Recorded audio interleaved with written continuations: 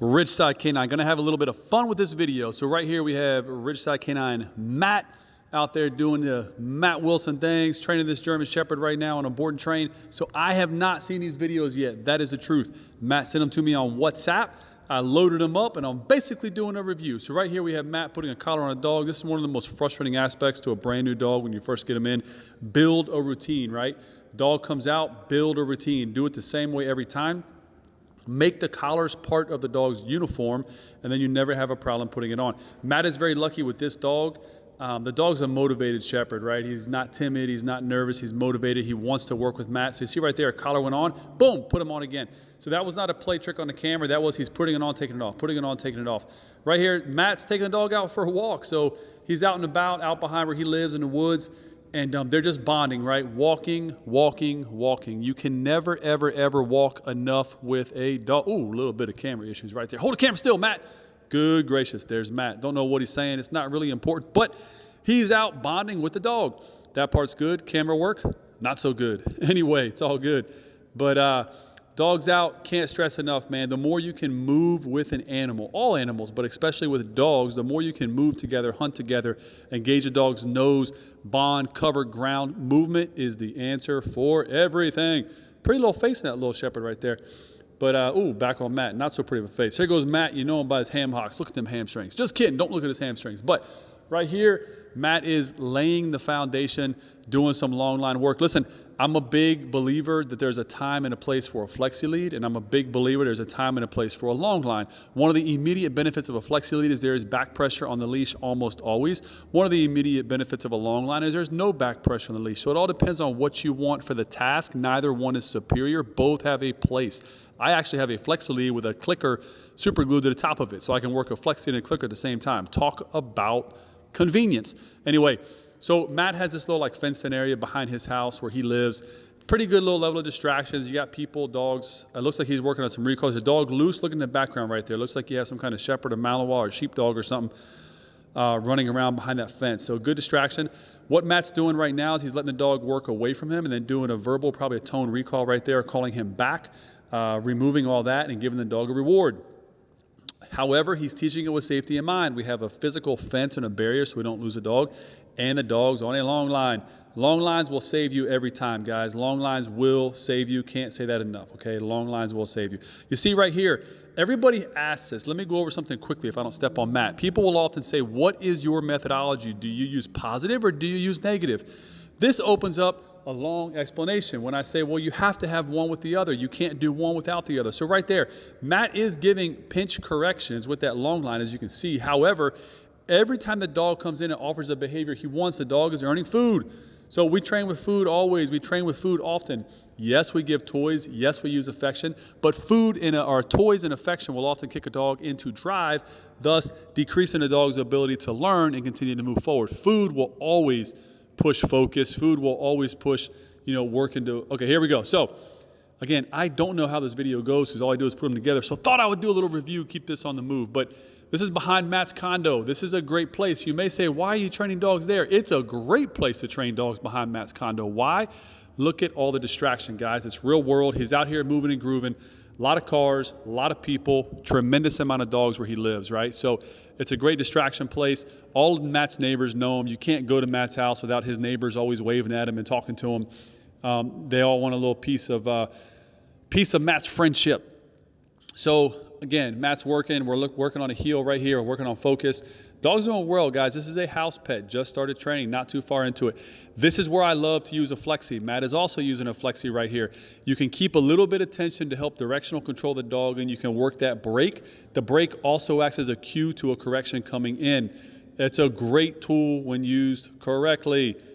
Anyway, all right, guys, we're watching Matt here work on his healing, knocking it out, working down. Now, I didn't fast forward any of this video. Why? Because I want you to see it in real time. We could do fast forward, really no need to. It's a 9-minute video. That's fine. Giving Matt a little bit of air time, a little bit of show time. Walking, focus is looking a little better right there. You can see pretty nice. Dog's working for it. So you can't hear it. Matt's giving a verbal marker. You can see right there. So he's working an e-collar and a flexi at the same time, same exact way that I do it. He's holding it the same exact way that I do it. His thumb can work either the e-collar or the brake of the flexi, or he can use both and work. Now look behind his dog. Look behind the dog. You got a neighbor bringing trash, right? You can't make this up. Never overlook what the real world provides. And then boom, right into some playtime, man. So Matt's a big believer in play, just like I am. Food, fun, affection, freedom. It's a scale of rewards. You want to use all, and you want to use whatever the dog wants. Let me repeat that. Some dogs don't like to play.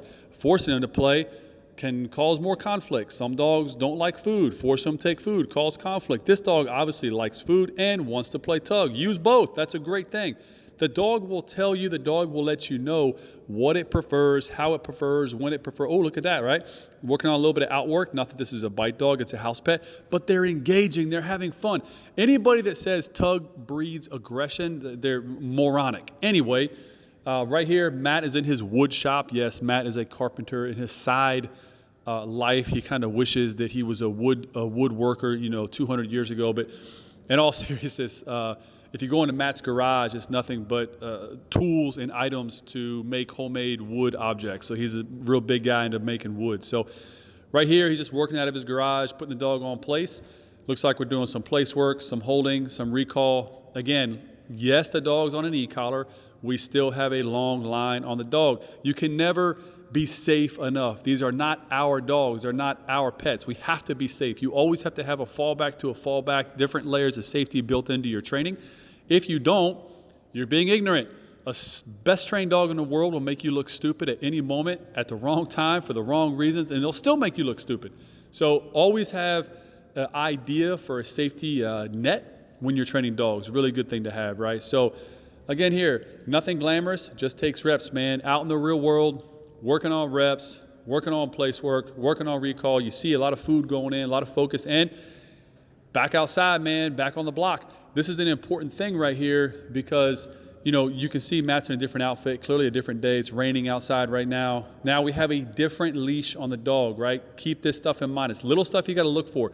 As an owner of a company, I look for the little stuff. I can pick it up in a heartbeat.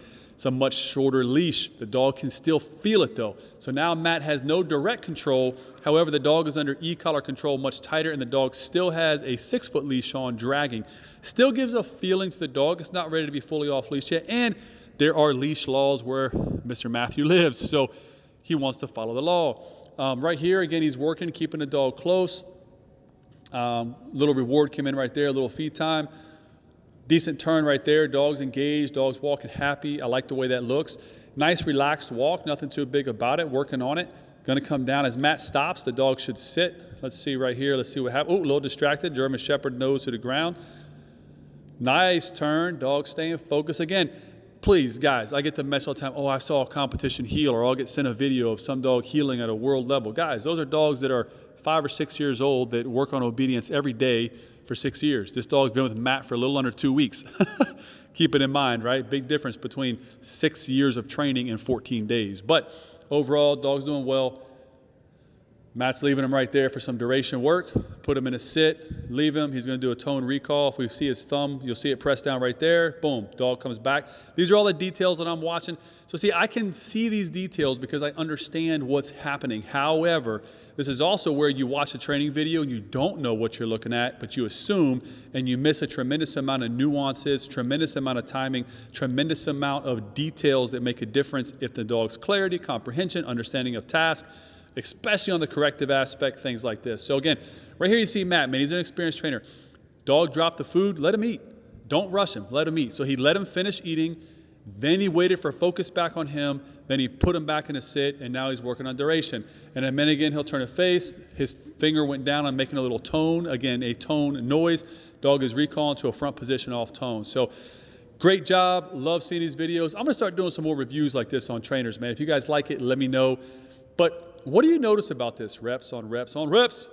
Ridgeside K9, man, let us know how we can help you. Always here. Let us